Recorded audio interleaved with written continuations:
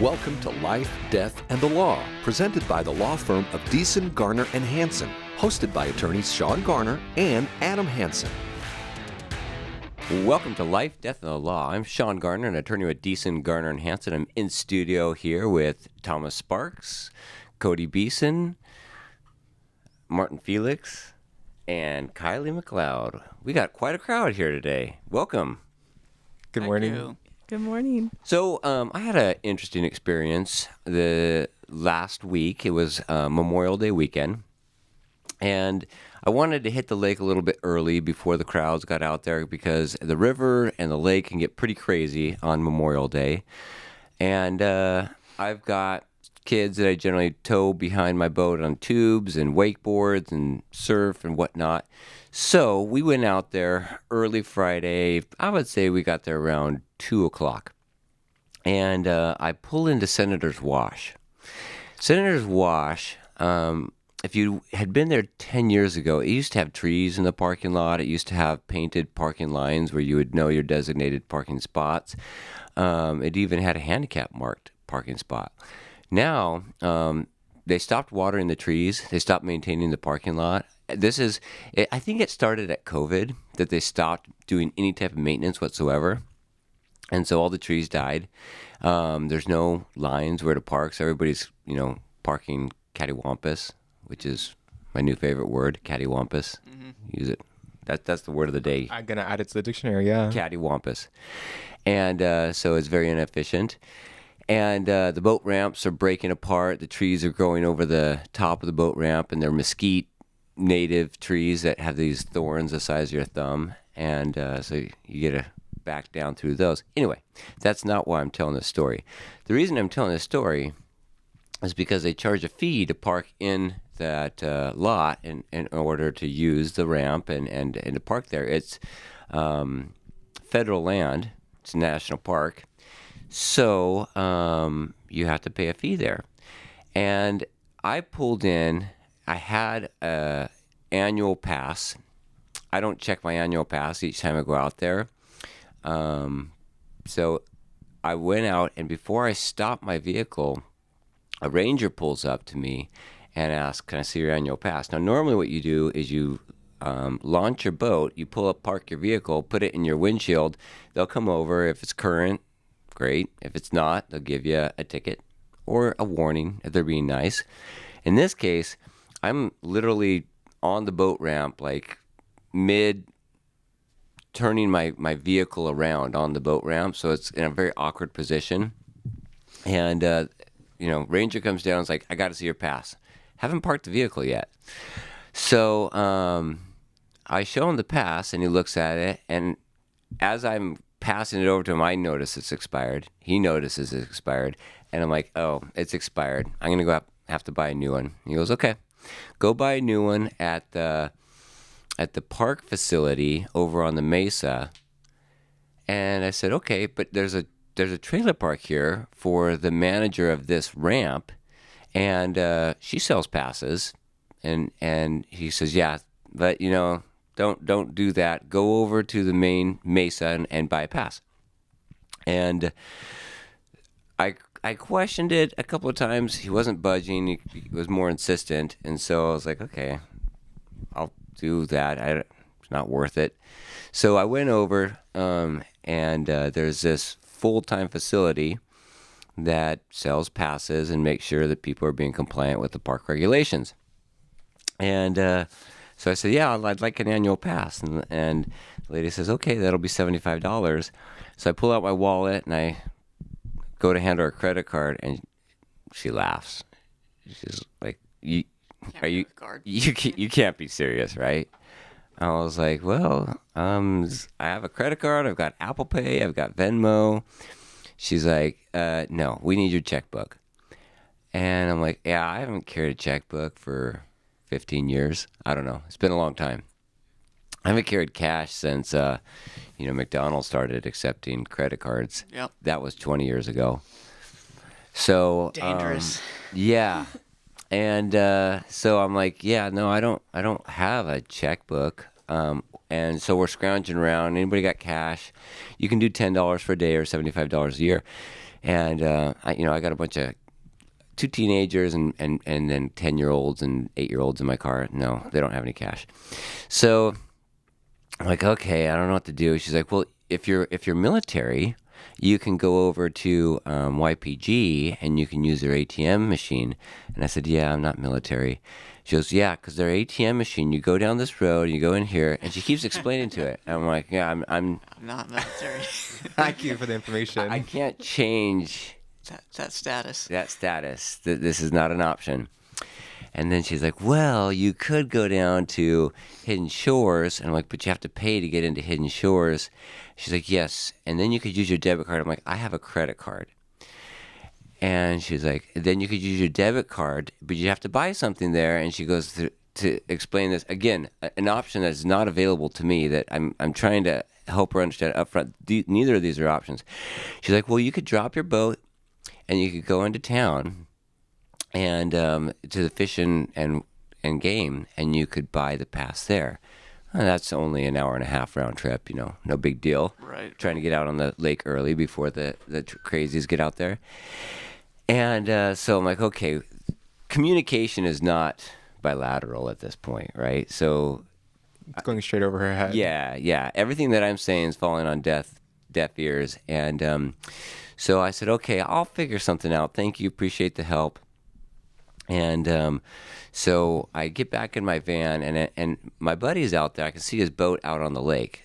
And it's a chance that he might answer his phone while he's out on his boat. Call him up. He does. He answers his phone. Actually, his son answers his phone. And I said, hey, guys, we don't have an up-to-date pass. I don't have $10. Can I borrow $10? And they said, yeah, we'll drop so-and-so off. He'll run up the ramp and unlock the truck, and we'll get you $10. Great. So I drive back over to Senator's Wash. Before I get into the parking lot, this Ranger comes ripping around the corner, heads me off, blue lights flashing, and I'm like, thank heavens that he's about to tell me about this axe murderer that's out there, so we don't get out of our van. Right. Because this is an emergency, and he's here to protect us from this catastrophic danger that is about to befall us. And so he's not getting out at first. I'm just in my van, so I kind of like inch my van forward a little bit, and then he jumps out, and he's like, stop! I was like, okay. I will do that.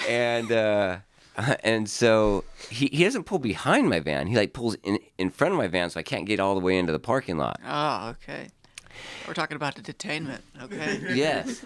And so yes, I've got 6 kids in the car, and they're like, "Wow, something's exciting about to happen, right? Yeah. There's a bomb threat going on, or some terrorist activities happening here. Like, what are we going to learn about?" Yeah, take your phones out, everybody. And he's like, "You need to have a pass." And I said, yes, yeah, I get that. I'm going to buy one here. And he goes, well, let me see your checkbook. And I said, no, I don't have a checkbook. He goes, who comes out here without a checkbook, without a method to pay? And I try to explain to him, about the history of checkbooks and how they've kind of gone the way of the dodo bird. I go, nobody requires checks anymore except the federal government. And this is... I get BLM runs this land, this is state or federal park, but I have a credit card. I do have a method to pay. He goes, you have to have a pass to come out here. You can't come out here without a way to pay. And I'm trying to explain my whole arrangement with my friend loaning me $10, but he's really hounded me on not having this checkbook. Mm-hmm. And I said, it's the 21st century. I got lots of methods to pay. Money can be transferred here. It's just the federal government hasn't caught up. I'm sorry. I'm not trying to be difficult here, but I'm not some vagrant trying to suck off the charity of your park service here. And funded by taxpayers. We might add. Exactly. So, and we'll get into that later in the show here. So the checkbook conversation goes much longer than necessary. I say nobody requires it except federal government, and he goes, that's not true. And I'm like, okay, who requires checkbooks? Just like how that's my natural response. I shouldn't have. I should have just left You it at should that. have left. I should There you go. have left good enough alone. Yeah. I couldn't, but I was like, who? Quickly. Yeah. So he's like, Lake Mead, that's a state park. Oh, yeah, right. Thank And you, I go- Einstein. I'm like, I will give it to you. State and national parks both require checkbooks, although that's not true. Lake Mead does accept credit cards. He was just wrong. Yeah, because I go to Lake Mead quite a bit actually, and their system's actually pretty efficient. But I'm like, okay, non-governmental entity. Anyhow, he wasn't persuaded that I was in the right. So I said, well, here's the situation. I'm gonna pay for a pass. You guys sell passes here. I can see the booth right there. It's a metal box. It's got envelopes on it. It's got a pin that I guarantee doesn't work, but I've got one on my car. I'm going to fill that out, and will that work? I mean, is that going to avoid this catastrophe that we've got pending? And he's like, oh, that's your story, huh? Yeah. Like, And I said, I look around. I'm driving a 12-passenger white van, okay? Mm-hmm. I'm pulling a 2007 boat. And I've got 6 kids in the van. And I go, what about this setup screams to you nefarious criminal activity? I understand you guys are trained specially to see nuances that are going on to catch the bad guys before some serious calamity occurs. But what is it? I'm curious. Where are the red flags popping up to you that I'm about to engage in some criminal activity? And he's like, why are you being so difficult? And I'm like, I'm trying to buy a pass. He goes, but you don't have money. And I'm like, there's a kid that is a friend of mine. He's walking up the ramp right now. He's about to lend me $10 so I can buy the pass that is sitting 10 feet away from us. Can I do that? And he's like, that's your story. Well, I received a report from a lady that she ordered you to drop your trailer and go back in town and buy a pass. I'm like, she suggested that was an option, and I found a different option. But I'm not used to taking orders from a retired individual that's her job to have free rent in a camp and then manage your pass system. And she goes, oh, now you're an ageist, huh? I was like, that is the first time. I've been called a lot of things. yeah, an ageist. But now I'm an ageist. Got it. I'm an elder law attorney. My whole life is made off of helping generally people who are in the latter years of life, retired. I love people that are retired. But apparently I'm an ageist in this situation. And I say, ageist? How so? I'm just telling you what happened. He goes, well, I'm calling her up right now. So he calls her up while I'm standing there. Meantime, this kid, he's a 6'2", pretty big kid. He looks like a grown up, right? Yeah. He just happens to be 16-year-old. Anyway, he's handing me $10 to pay the pass, right? Right. But he's not having it. The ranger's not having it. He's like, so he calls up. He goes, yep, I just confirmed with her. That was the story. You were supposed to drop your trailer. And I said, I understand, but I have $10 here. Yeah. I'm trying to buy the pass. And he goes, I don't know why you got to be an a-hole. But he doesn't say He a-hole, did right? not. He doesn't use that G version. Yeah. My kids are sitting there. Windows are open. Eyeballs are like white. Oh, you know? my gosh. And I go, hey, my kids are right here. And I'm kind of like trying to like tone the whisper down. I'm like, you're law enforcement. I'm teaching my kids to support the police and law enforcement. This is what you're representing to them. Can you not be, cursing? And he goes, well, then stop being an a-hole. And he yells it at me. My gosh. And I go, okay. Get his badge number, man. I go, do you want me to insert the money in the envelope and put it in the box, or do you want me to hand it to you? And he goes, I'm serious. I'm trying everything I can not to give you a ticket right now. I'm like, it's a legit question. I don't know. Like, if I put it in this box, I don't know. Like, do you want me to hand it to you? And he's like, just put it in the box. So I put it in the box, go in. He watches me launch my boat. And that starts our fun-filled weekend for Memorial Day. He had all the time in the world to give you such a hard day for no reason. This guy was looking for a reason to grind my face in the unmaintained parking lot of Senator's Wash. Yeah. had my kids not been there, he probably would have found that reason. But fortunately, it worked out in the end. So the thing is, I love police. I love law enforcement. I think the necessity there is great. We've seen what's happened with the defund the police movement. We've got to come back. We're at a break, but we're going to come back talking about government, how it's working for us compared to what the Founding Fathers intended, and taxation, and all those fun things. This is Life, Death, and the Law. Don't miss out. Beeson, Garner, and Hansen is hosting an estate planning seminar June 21st at the Foothills Library at 2:30 p.m. Call 928-783-4575 or visit yuma.law today.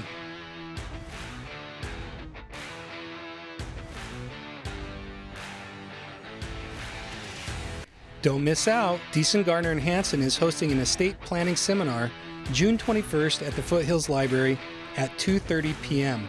Call 928-783-4575 or visit yuma.law today. Welcome back to Life, Death, and the Law. We talk about the government mainly and the services that they provide for us and in exchange for our tax dollars. We talk about how to avoid probate and how to minimize taxation by putting an estate plan in order so that your hard-earned assets can pass down to either your favorite charity or your family members, and your legacy can continue on with the least amount of government intervention. However, during life, most of us will encounter some government intervention, even if it doesn't have to do with taxes or passing down your legacy. And it's always been our mantra at this firm that the bigger the government, the smaller the freedom. It's on a shirt. It's on our shirt. And Martine's in charge of the marketing for that. So good job, Martine. Love that shirt. It's so great. Although I do have to give credit to Miranda Ochoa, who came up with the saying in the first place. We were looking through some sayings of the Founding Fathers, and I said, we need a saying for this firm. And she came up with it like right off the top of her head. And I was like, yes, that's it. That's the one. So the bigger the government, the smaller the freedom is our motto. Do I hate government? Well, I won't ask it that directly. Thomas, do you hate government? Sometimes.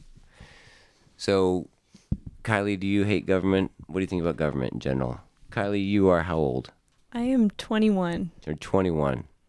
So your interactions with the government are fairly minimal? Yeah. Mm-hmm. I started, I've had some interaction this year, turning 21, and also, well, what does that mean? Well, Now you got my curiosity out. No, not any bad way. She's at Senator's Wash without a pass. I thought you'd have less interaction with the government now that you're legally 21. Well, I had to pay taxes for the first time. That was Gotcha. painful a little bit. Uncle Okay. Sam. So, you are a millennial? What generation are you? I was born in 2003. What does that make her, Martine? Gen Z. Gen Z. Okay, yeah. Okay, you're Gen Z. Martine, you're Gen Z? I think I'm a millennial. Loud and proud. I was Okay. going to say. Yeah. Yeah, very loud. The Gen Zs are very loud. Very loud. I will give you that. So, how do the Gen Zers feel about the government in general? We've got, Kylie, would you consider yourself on the political scale left of center, right of center? You don't have to tell me all your political ideology, but just say, which way do you lean? Right. A bit right. Right of center. Okay. Yeah. Now, I'm not gonna hit you with specific policy issues to see whether those fit right or left of center, because quite honestly, I think that anybody that's so party loyal, I think that's the downfall of our country. So anyway, I won't walk you into that trap. But Martine, how about you? I'm not really leaning to one specific side because, sometimes you just have to admit that one side just has a better point. Like during the whole Trump election and especially during the pandemic, everybody was like, Trump's so bad and da-da-da-da-da. But he did great for our businesses, and I had to be like, if someone else was in the office, who would have just shut down everything, and God knows how many other businesses would have closed. That wasn't just mom and pop shops. Everything probably would have been shut down for even till now. Yeah. That is a wonderful I think if more people had that opinion about right and left and policies in general, it's like, I am not a Republican. I am not a Democrat. I'm an American. Tell me a policy. I'll tell you whether or not I agree with it. This tribal loyalty to one side or the other, I think, is really self-defeating. Cody, how about you? I mean, I've been a Republican since I was in sixth grade. So you are tribal loyal. To a degree, I think I've kind of realized I'm probably more libertarian, but I want to be on a winning team. So you have to pick one side or the other. Well, that ain't us lately. Yeah, I know. But at the end of the day, I identify with the principles the Republicans originally stood for: less government, less intrusion in your life. Leave me alone. But when they actually get into power, they never practice that. You know what? And we see that, and we see like 80% of the people are in the middle, and they're just kind of left behind, and the fringe on the sides are really dictating the conversation. I think that this election cycle, the Libertarians really missed a huge opportunity to come forward with a good candidate, because if there was ever an opportunity in recent memory, this is it. Because we've got the extreme left with Biden, and we've got the extreme right with MAGA and Trump. And there are a lot of people that they don't like either of those camps. They want something rational and reasonable. And the libertarian view, the third-party view, presents that. Most of the time when I hear the libertarians' policies, I agree with 90% of it. So the libertarian is typically looked at as the spoiler. Whatever party he leans a little bit more toward, that candidate generally is going to lose, because he's going to pull, say, 3%, 2%, and that the margins are so thin between the two major parties that he's going to spoil that party's candidate's opportunity. And so I'll have to admit, in 2016, I did vote for, I think it's Ron Johnson. He was am I right? The New Mexico governor? Yes. I believe so. And so I voted for him, and because Trump was a little too radical as far as his lifestyle, and I had a hard time imagining a president where I could take a look at him and what was going on in his daily affairs and in his history, and telling my kids, that's the guy that you want to aspire to become like. And so, and then there's Hillary Clinton, and she was the opposite end of the political spectrum, and so I voted for the libertarian at that point. But now we're even further divided. So I think the libertarians blew it. Sorry, I went off topic a little bit there. That's fine. I think one of your points, I was watching a Netflix series. It's called The Crown. It's about Queen Victoria. Queen Elizabeth, right? Oh, sorry. Where's the Crown? Elizabeth. Yeah, Elizabeth II, right? Her, her rise and her early rule into the later seasons. We'll go through the later parts of her life. But when I'm watching it, I think that's kind of an interesting system that solves some problems, where you have this figurehead who's supposed to be the moral center of your country, and then you have a prime minister who kind of just gets things done. But when people need a morale boost, the prime minister doesn't go, in the streets and hold parades. The queen does. Because the prime minister is wholly political, Right. And the queen is she's above the political fray. Beyond politics. And I think that's how I view Donald Trump, is a prime minister-esque type of person. He's not somebody that I would emulate my life after, but he gets a lot of great things done. I agree with a lot of his policies. And when you watch what he does policy-wise versus what he says, a lot of the times I think he's usually pointed in the right direction. But I thought that's an interesting... I see some of the advantages of separating those two offices as moral and, utilitarian. Yeah. So I'm going to play this clip about big government. It's by Dennis Prager. If you haven't listened to PragerU videos on YouTube, highly encourage you do, because they have these 5-minute clips that they condense a ton of information in 5 minutes that will bring you up to speed on anything from how government works to what's the difference between an Israeli and a Palestinian individual, and a bit about their history. Of course, it's not going to get into detail on that, but it'll lead you in the right direction. And I think they're spot on with their videos. Anyways, this is Dennis Prager. The bigger the government, the smaller the citizen. So I'm gonna tell you, he stole that from us. We said the bigger the government, the smaller the freedom. Freedom, yeah. Yeah. Well, he took a spin on that. He bought But a shirt. It's okay, Dennis. It's okay. He paraphrased it. Yeah, you're all right. This is one of the most important realizations about society you will ever have. In fact, this understanding is the primary reason for America's unique success as both a free and affluent society. Everything gets smaller as the government gets bigger. Liberty gets smaller, individuality gets smaller, goodness gets smaller, and human character gets smaller. This is not a political point on behalf of a political party. It is simply an observable fact, and it's just common sense.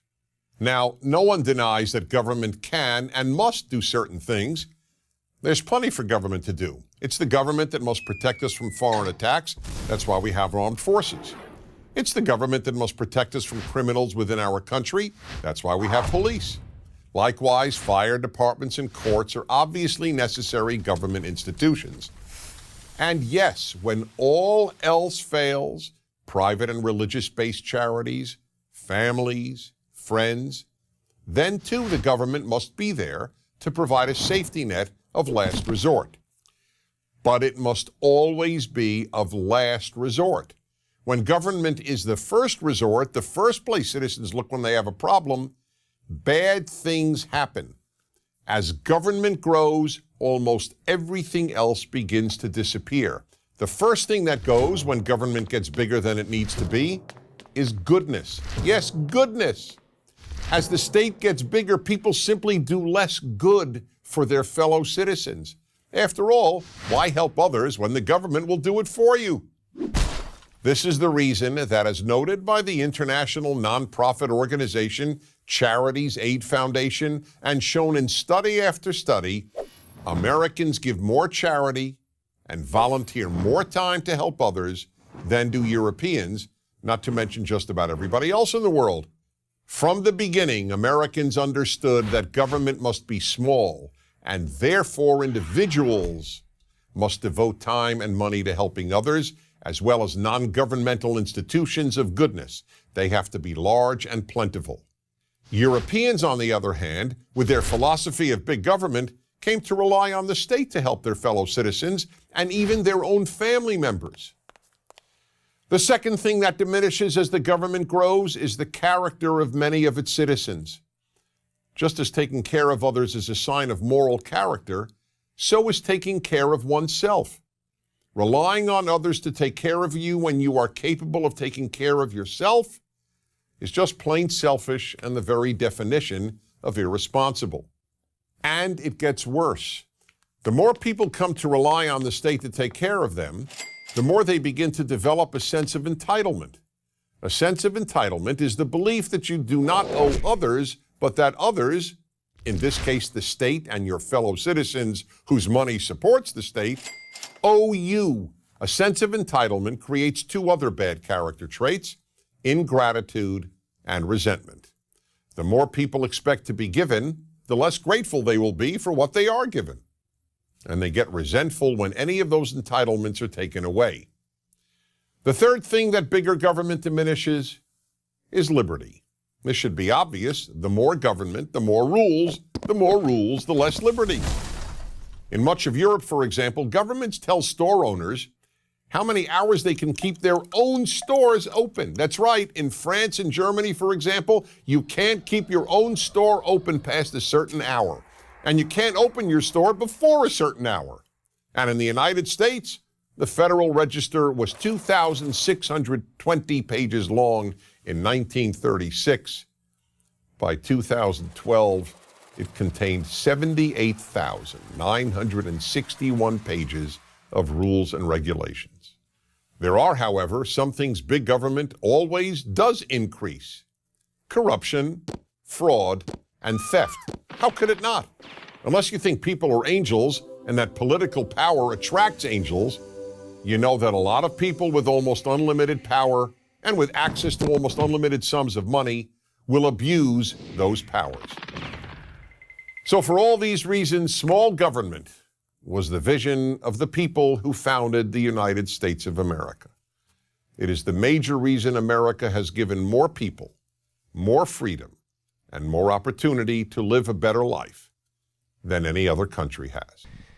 I liked what he said at the very beginning, and that is the closer the relationship is between the individual that receives the assistance and the individual that gives it, the more gratitude there is. So let's take that on a personal level here. Let's say that, Martine, you are working to buy a new car. And you say, hey, Shawn, can I work a little bit of overtime? Because you are the marketing person here. And I know marketing drives business, helps us get in more clients, and provides all the rest of the staff that work here more guaranteed employment. So I say, absolutely. Work a little bit of overtime, and I'm going to be paying you time and a half. But in return, my business is growing, and my employees are given the opportunity to work. So that, to me, although it's not charity, it's you willing to work and me willing to pay above what originally we agreed on, right? And just tell me, how does that feel? Well, it's a good feeling because, like I can work my 40 hours, and then after that, working more for you, it's kind of more like I'll provide this service for you, and in return you'll like pay me a little bit more than normal. So it's like it's building a good relationship where it's like I'm doing him a favor by putting all in my effort and working extra to grow his business, and then in turn also give me more business to work. Like the more that your business grows, the more I'm like I have a secure job in place. And so it builds a good relationship between you and I, like the more just having that thing where it's like I'll work for you and you'll pay me a little bit more, and we just both grow in the end, like we both profit. So when we know each other and we see where we're both working hard to achieve something that's reasonable and legitimate to realize the American dream, then it feels good to work together and to help each other out. But if you were to receive that from, let's say, the state government, and you were entitled to get, let's say, a stipend for the car instead of working a little bit extra and getting that time and a half, I would imagine that your gratitude would be diminished a bit because you don't have a personal relationship with the state government. You take it one step further, and it's the federal government, and the entitlement continues on, then not only is there not ingratitude or a diminishment of gratitude, but there becomes this stronger sense of I'm entitled to it, and if it's cut off, then I'm mad. And whoever cut it off, that politician needs to go. And whatever politician promises me more or continuation of entitlements, that politician's coming in. We're myopic in that sense and very short-sighted because we don't look at the long term. That money is not being produced by the government. It's being produced by you and your fellow citizens. So essentially you're taking from your fellow citizens to receive those entitlements, giving the government more power. And the more power you give them, the less liberty you're going to have individually. Yeah, I'd also like to add to that. I think the reason why people feel less gratitude toward the government is because, at their paycheck, they're like, oh, like the government already took money out of me. Like I already paid my dues for it. And then they just feel like that entitlement to demand more and more and more without considering like the small things that goes for, like all like these smaller government programs that they partake in, like that you just help your community, and they don't see that because they may not even receive it. They're just like, well, I pay them this, so I should get this in return. Like they just don't consider everything else that goes into it as to paying that, like those part on your taxes. Okay, and that'll bring us into our next segment. We're going to take a break here. We're going to come back. This is Life, Death, and Law. We're going to define what that means and how much maybe the rich do need to pay to be paying their fair share. Don't miss out. Beeson, Garner, and Hansen is hosting an estate planning seminar June 21st at the Foothills Library at 2:30 p.m. Call 928-783 4575 or visit yuma.law today. You're listening to Life, Death, and the Law, presented by Beeson, Garner, and Hansen, the law firm that has been voted Yuma's best 6 years in a row. He's a smart guy, is raw IQ points, Pete Buttigieg, but apparently has no common sense at all.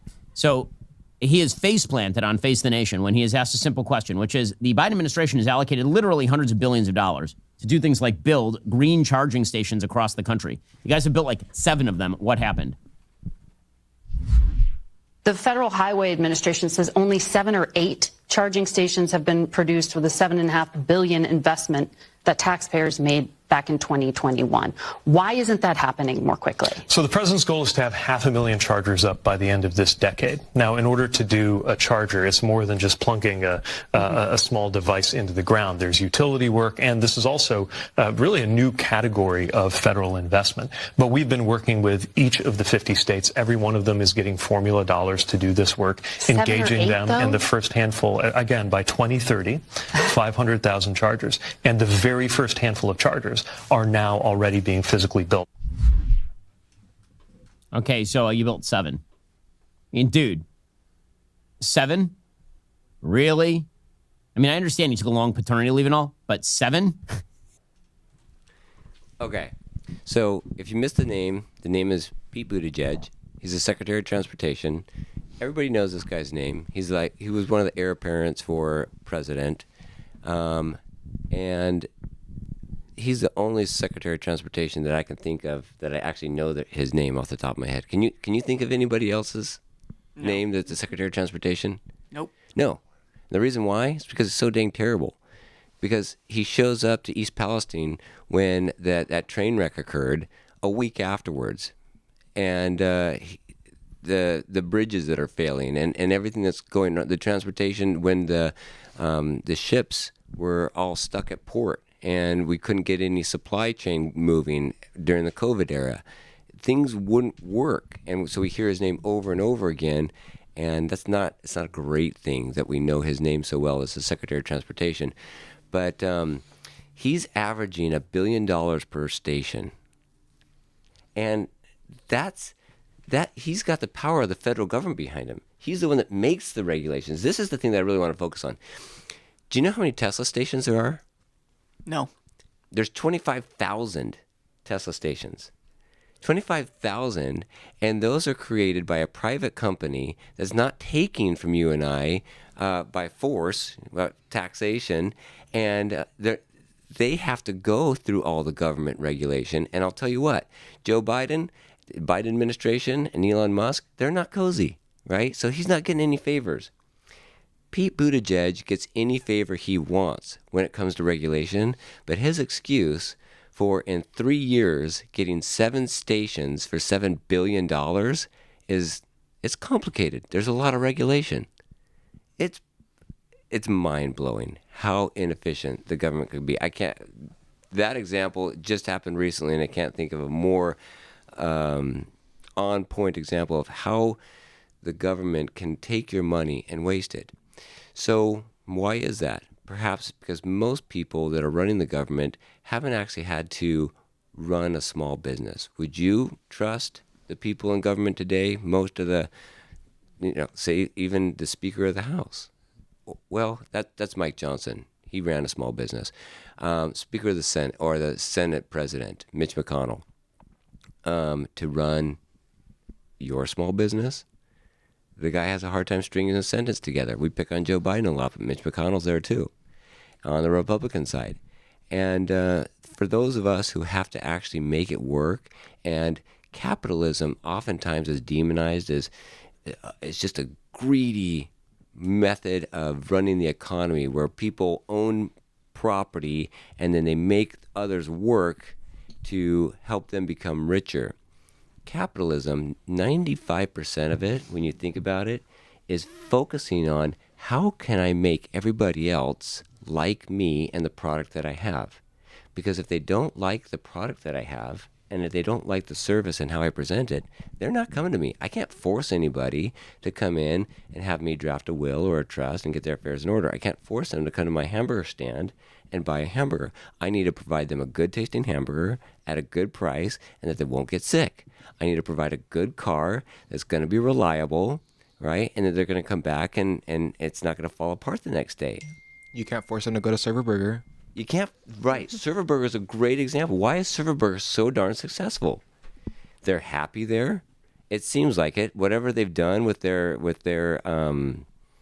management system, Chick-fil-A is another example of it. But there's a lot of great examples. I think Discount Tire, I love the way how that runs.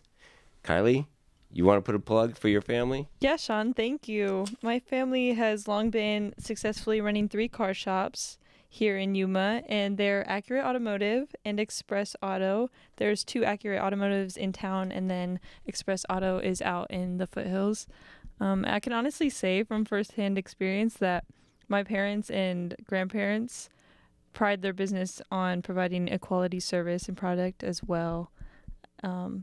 Similarly to Discount or Chick-fil-A, or especially this law firm. Accurate Automotive has been around for how long? Since 1969. The year we went to the moon. There you go. Yeah, they watched Neil Armstrong walk on the moon. So 1969, how much government subsidies have they received? Not enough for us to live comfortably yet. So when I say a government subsidy, I mean how much has the government paid to make sure that your business continues to thrive? How much has the government handed out to you? It's the opposite, right? Yeah, a negative amount. Right. Your families pay taxes for the privilege of actually operating that business, of employing individuals, of fixing cars, and making sure others have reliable mechanics. They've paid taxes for that. Now, I get it, the taxes are necessary for the police and national defense and things like that.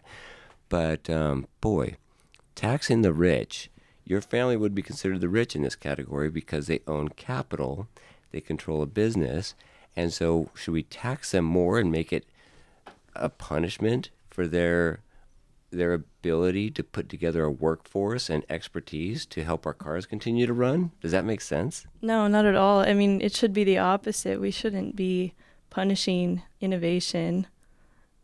That's the opposite of what I think we founded this country for. Yeah, I agree. Mistaken. Yeah, I agree. There's we're gonna have to close up here, but one of the last points I want to make is that this idea has been tried over and over again. One of the most recent examples, it's the Soviet Union. They had the most brilliant economists that the world has ever known in the Soviet Union. They were not good enough to predict where capital and the market should go in that country. It was too big. It was too complex. So if the most brilliant economists can't do it, the odds are that subpar economists can't do it, which in my opinion is what we have running the government right now. The only thing that can do it is self-interest and people who want to make a dollar. They know where the money needs to go, and it flows exactly where it's supposed to. I think that's the overarching principle. Yeah, so for those of you that think that climate change is an existential threat, you're entitled to that belief. I feel like it's more of a religion than it is a science. I have my own religion. I wouldn't impose it upon anybody else. I don't think you should impose your religion on you. I think you should practice principles that are consistent with your beliefs, but I don't think that you should force those on me. However, if you believe that, then let's create and innovate ways that we produce less carbon dioxide into the atmosphere. And we've seen that putting billions of dollars towards a Green New Deal is not doing that. 7 charging stations for $7 billion is not an efficient way to reduce our carbon footprint. That's all the time that we have for today. This is Life, Death, and the Law. Don't miss out. Deeson, Garner, and Hansen is hosting an estate planning seminar June 21st at the Foothills Library at 2:30 p.m. Call 928-783-4575 or visit yuma.law today.